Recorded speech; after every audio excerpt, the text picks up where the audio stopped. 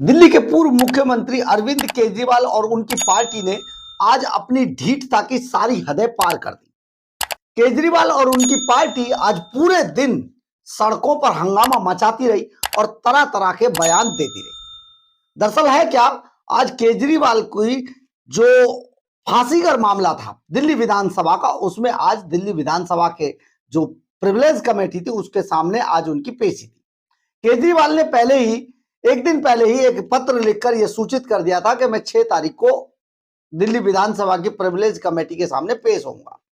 अब ये पेश कैसे हुए, ये हैरान कर देने वाला। आज पूरी की पूरी आम आदमी पार्टी, हालांकि इस पार्टी के अंदर अब ज्यादा लोग बचे नहीं है, मात्र 150 लोग हैं और 150 लोग इन्हें भीड़ इकट्ठी करने के लिए पंजाब से और दूसरी आसपास उत्तर प्रदेश से लोग बुलाने पड़ते हैं, दिल्ली एनसीआर से बुलाने पड़ते हैं, तब जाकर कुछ 100, 150, 200 लोग बन पाते हैं। तो आज यही 100, 150, 200 लोग आज दिल्ली विधानसभा में अरविंद केजरीवाल के लिए जिंदाबाद मुर्दाबाद करने पहुंचे और यहां पर उन्होंने फांसीगर के ऊपर जो आज इनकी पेशी थी उससे पहले ही बाहर जमकर हंगामा करते रहे, यानी कि मीडिया के कैमरों के सामने तरह तरह की नौटंकी करते रहे।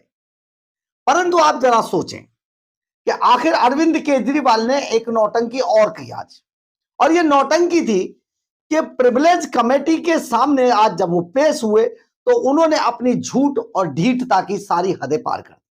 उन्होंने फिर से अपनी बात को दोहराया और उन्होंने साफ तौर पर कहा कि नहीं, यहां पर तो फांसीगर था। आज पूरे दिन यही खबर दिल्ली के लिहाज से बड़ी चर्चा में रही। हालांकि लोगों को ज्यादा इससे कोई उम्मीद नहीं थी, क्योंकि अरविंद केजरीवाल जिस तरीके का झूठ बोलते हैं अब वो पूरे देश समझ चुका है। खासतौर पर दिल्ली के लोगों को अब ज्यादा इंटरेस्ट इसमें होता नहीं है। लेकिन फिर भी क्योंकि एक नेता अपने आप को बताकर आया था, मफलर मैन, जादूगर टाइप का आदमी था, वो जादूगर कैसा आज के टाइम में परफॉर्मेंस कर रहा है या जनता का उसमें क्या रुझान है, ये सारा जानने के लिए आपको ये खबर देखनी बेहद जरूरी है। नमस्कार, मैं हूं कुमार गजेंद्र। जनपद ऑन द स्पॉट में आपका स्वागत है। हमारे एक दूसरे social media platform podcast with Kumar Gajendra में भी आपका स्वागत है, जहां आप हमें सुन सकते हैं। आपको याद होगा आज 6 तारीख है और 6 तारीख को अरविंद केजरीवाल की दिल्ली विधानसभा के अंदर फांसीगर मामले को लेकर आज पेशी थी।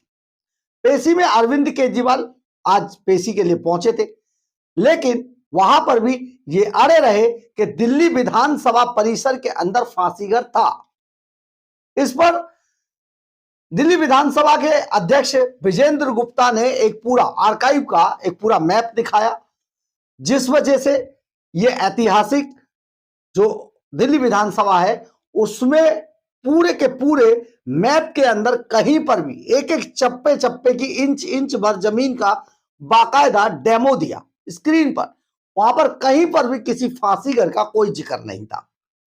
इसके बावजूद अरविंद केजरीवाल पूरे दिन नौटंकी करने के बाद जब कैमरों के सामने आए तो उन्होंने फिर वही ढीठता वाला बयान दिया। आप जरा सोचिए, क्या अरविंद केजरीवाल का इतिहास कुछ और था?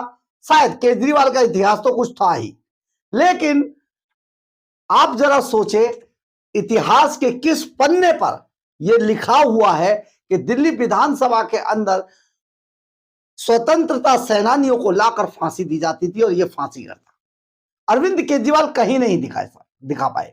ऊपर से विजेंद्र गुप्ता ने एक एक चीज समझाई, दिल्ली विधानसभा अध्यक्ष ने एक एक चीज समझाई, लेकिन ढीठता की सारी हदें पार करते हुए अरविंद केजरीवाल और आतिशी मार्लेना अपनी बातों पर अड़े रहे। ये कैसी ढीठता थी? कोई सबूत नहीं है, कोई तथ्य नहीं है, कोई गवाह नहीं है, किसी तरीके का कोई दस्तावेज नहीं है, लेकिन जो मैंने बोला वही सही है। सुनिए जरा अरविंद केजरीवाल बाहर निकलकर कितनी ढीठता से कितना बड़ा झूठ बोल रहे थे, जो दिल्ली के इतिहास को बिल्कुल तोड़ने मरोड़ने वाला था। तोड़ने मरोड़ने से याद आया, अरविंद केजरीवाल तो पहले दिल्ली को ही तोड़ मरोड़ चुके हैं। सुनिए जरा केजरीवाल का ये ढीठता वाला बयान। दिल्ली विधानसभा का जो परिसर है, ये परिसर एक ऐतिहासिक बिल्डिंग है। जब कलकत्ता से अंग्रेजों के जमाने में जब कलकत्ता से दिल्ली राजधानी ट्रांसफर की गई थी तो उस वक्त ये बिल्डिंग बनाई गई थी 1912 में। नीचे करो, हिंदी खबर पूरे मुंह में आ रहा इस है। बिल्डिंग में 2022 में हटा लीजिए भैया। तत्कालीन स्पीकर श्री रामनिवास गोयल जी के प्रयास से ये पता चला कि एक कोने में एक फांसी घर था। उस फांसी घर में स्वतंत्रता सेनानियों को फांसी दी जाती थी।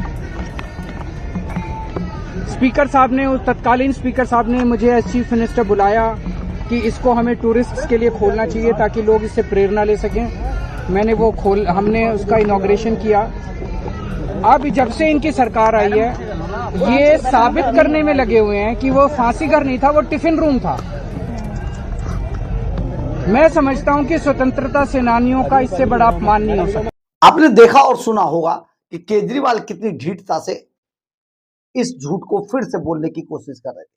लेकिन बेहतर होता कि अरविंद केजरीवाल कोई ऐसा दस्तावेज लाते, कोई भी किसी तरीके का कोई मैप लाते, या कोई ऐसी ऐतिहासिक किताब में लेकर आते कि यहाँ पर ये लिखा है, देखिए ये फांसी घर।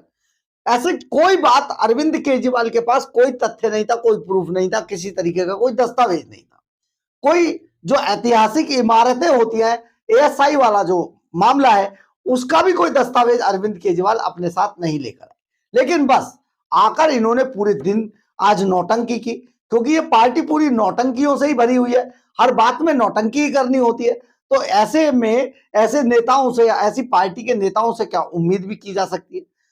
कि करनी भी नहीं चाहिए, क्योंकि दिल्ली को बर्बाद करने के बाद आज जो व्यक्ति दूसरी पार्टी पर जो 1 साल पहले ही अभी आई है उस पर बर्बाद करने के अगर आरोप लगा दे तो इससे बड़ा झूठा कोई हो ही नहीं सकता है। जो व्यक्ति अपने बच्चों की कसमें खा ले उसके सामने तो कुछ हो ही नहीं सकता। लेकिन आप जरा सोचिए, दिल्ली के इतिहास को, दिल्ली के स्वतंत्रता सेनानियों के इतिहास को अगर कोई तोड़ मरोड़ रहा है तो सचमुच वो देश का कितना बड़ा दुश्मन है। हमारे लोगों को, हमारे जो आने वाली जनरेशन है उसको आखिर ये क्या समझाएंगे, क्या बताएंगे? इनके पास कोई सबूत नहीं है, कोई तथ्य नहीं है, कोई दस्तावेज नहीं है, किसी तरीके की कोई मैपिंग नहीं है, कोई जियो मैपिंग नहीं है, कुछ नहीं है। लेकिन वो इन्होंने जो कह दिया वही सत्य है। ऐसा कैसे हो सकता है? लेकिन केजरीवाल के बारे में यही कहा जाता है कि जो उन्होंने कह दिया उसे सच मान देते, क्योंकि दिल्ली के मालिक हम हैं। और जो आदमी दिल्ली का मालिक अपने आप को बताया करता था, उसी दिल्ली ने उनको निकाल कर बाहर फेंक दिया। वो भी अपना कोई चुनाव नहीं जीत पाए, एक पंचायत का चुनाव जीतने लायक आज उनकी स्थिति नहीं है। और वो कह रहे हैं नहीं जी, जो मैंने कह दिया वही सही था। आप जरा सोचिए, कितनी झूठे लोगों की सरकार थी आपने चुनी थी एक समय पर। 11 सालों तक कौन लोग आपके जो दिल्ली है उस पर सत्ता के ऊपर आसीन थे? क्या यही नेता थे? अगर इतना ही बड़ा झूठ बोलकर, जिनके पास कोई सबूत भी नहीं हो और झूठ बोल दे, तो इससे बड़ी बात क्या हो सकती है? सोचिए जरा, पूरी दिल्ली के अंदर एक पटपड़गंज में एक स्कूल बनाया मॉडल दिखाकर, उसी की तस्वीरों को पूरे 11 सालों तक बेचते रहे कि हमने दिल्ली में शिक्षा की पूरी क्रांति कर दी। आज पंजाब के अंदर पंजाब बर्बाद कर दिया और ये बात कर रहे हैं कि हमने पंजाब में शिक्षा क्रांति कर दी है। तो सचमुच इससे बड़ा झूठ तो कुछ हो ही नहीं सकता। 16 मेडिकल कॉलेज खोलने की बात कर रहे थे, 20,000 करोड़ रुपया रेता से खनन में निकाल रहे थे, सब चीजें कुछ हुई नहीं। 5 लाख करोड़ के खर्चे की तरफ, अब घाटे की तरफ पंजाब बढ़ रहा है। लेकिन अरविंद केजरीवाल की Z+ सिक्योरिटी और हेलीपैड युक्त उनका जो हवा महल है वो सबसे ज्यादा महत्वपूर्ण हो गया है। तो आप किस अरविंद केजरीवाल और किस आम आदमी पार्टी से उम्मीद रखेंगे? यही हाल आज जिस तरीके से विधानसभा में प्रिविलेज कमेटी के सामने नौटंकी की गई है, इसकी उम्मीद तो शायद भारतीय जनता पार्टी की सरकार को भी कतई नहीं। लेकिन आज क्योंकि अब आम आदमी पार्टी के पास इस हंगामे के सिवाय और कुछ बचा नहीं है, देश में अंतिम सांसें ले रही है ये पार्टी, पंजाब के अंदर 0-0 पे फिगर पे घूमने वाली ये पार्टी आपके सामने आज भी कैसे झूठ और फरेब पर टिकी हुई है, इसकी असल में बुनियाद ही झूठ और फरेब पे पड़ी है। तो इससे आप उम्मीद भी क्या करेंगे? बहरहाल, अगर आपको हमारी ये खबर अच्छी लगे तो आप इसे लाइक, सब्सक्राइब और शेयर जरूर करें। कमेंट्स बॉक्स में अपनी राय जरूर लिखें, इससे हमें बहुत ऊर्जा मिलती है। जय हिंद, जय भारत।